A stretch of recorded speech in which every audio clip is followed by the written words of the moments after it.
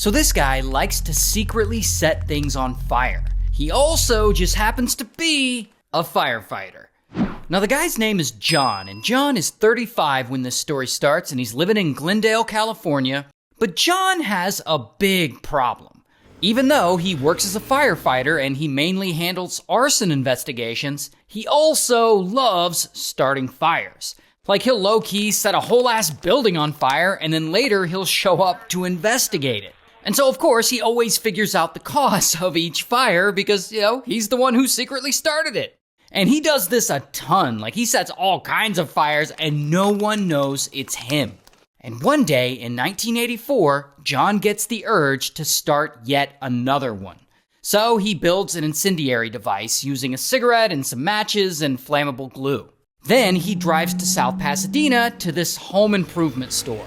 And there he goes inside, and when no one is looking, he lights his incendiary device and he places it on a foam cushion, and he just walks away and leaves the scene. And the fire catches, and slowly it starts to spread, and then kaboom, the flames get out of control, and this creates a big structure fire, and unfortunately, 4 people die because of this. And later, the firefighters show up, and the sheriff's department rules the cause as an electrical accident.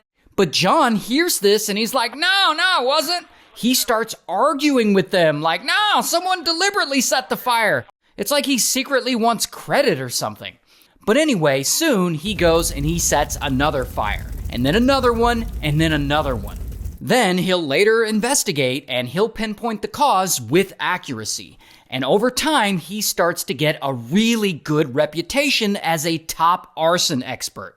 He even starts writing articles about how he caught over 40 serial arsonists and how he understands how they think. So on the outside, John looks like the Sherlock Holmes of arson. He's always appearing on TV to reassure people whenever there's a fire. But in reality, he's kind of a psychopath, and the fires he sets hurt people.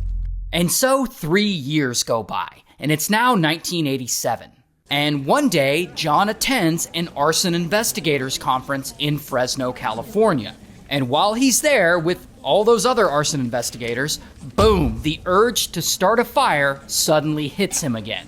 So he sneaks away from the conference, and he walks into a pharmacy, and he plants this incendiary device in some sleeping bags that are on display, and he sets them on fire. And kaboom, the whole store goes up in flames, and it burns down.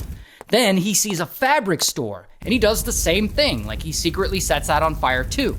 Next, he drives to a nearby town, and he sees another pharmacy and a fabric store, and he sets those on fire as well.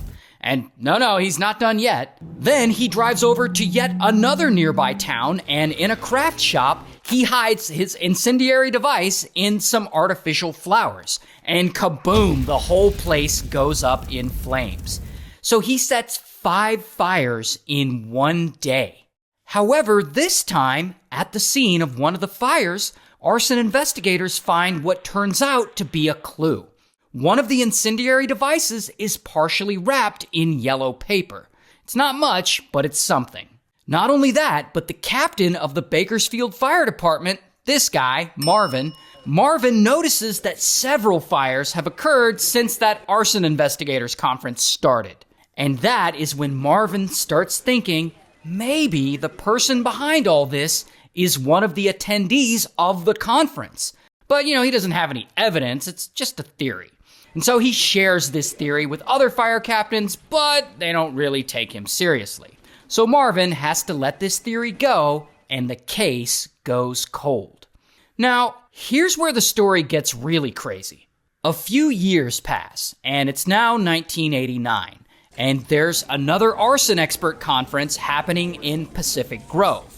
And of course, John is there attending. And while he's there, he again gets the urge to start some fires. And so he goes and he secretly lights up multiple buildings in the area.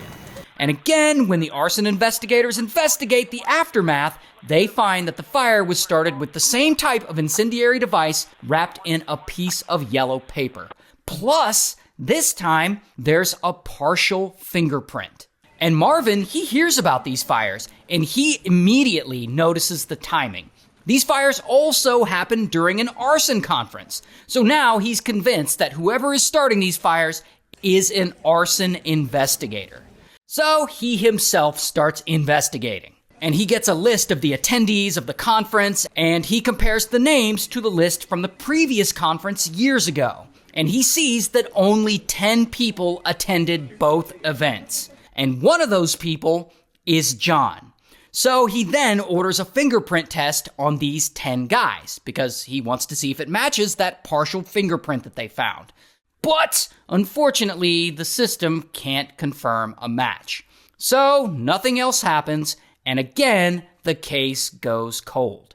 Then 2 more years pass, and it's now 1991, and John's weird ass is still out there setting fires. And by now, he's like overconfident. I mean, he's been doing this for 7 years, and so far, no one has caught him. So he decides to take it a step further and write a novel for some reason. It's called Points of Origin. And it's about an arson investigator who secretly starts a bunch of fires while pretending to solve them.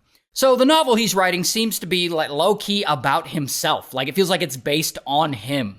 And in the book, he even writes about details from the real fires that he started. Like he writes about how this character starts a fire in a hardware store that ends up killing 4 people, which is exactly what John did years earlier. Also, the character in this novel is sexually aroused by setting these fires. So I don't know if John is also like that or what, but ew. Anyway, while he writes this book, he keeps setting fires. He sets fire to a store in North Hollywood. He starts a fire in Glendale that destroys over 60 homes. He even sets fire to part of Warner Brothers Studios' backlot, which destroys one of their sets. Now, at this point, John, he's set a bunch of fires throughout his career. Some estimates say that it's several hundred. Some estimates say that it's more than 2,000. It's hard to get an exact number of how many that were caused by him, but it's a lot. And so far, no one has caught him, so it looks like he's just gonna keep getting away with it. Until... Now, at some point, the fires have become too frequent to ignore. I mean, it's gotta be the same person behind all of them. So, a special task force is created to find whoever's behind these fires. And this task force decides to retest the partial fingerprint found at the craft shop fire years earlier with a newer, more advanced system. And this time, boom, the fingerprint has a match.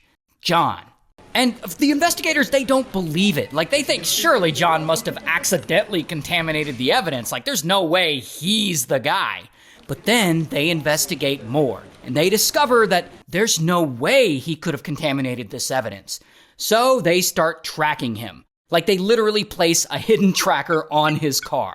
And they monitor him, and slowly but surely, they start piecing all this evidence together. And they question John's supervisors. And that is when one of them mentions that he has written a novel and that he's been trying to sell the manuscript to get it published.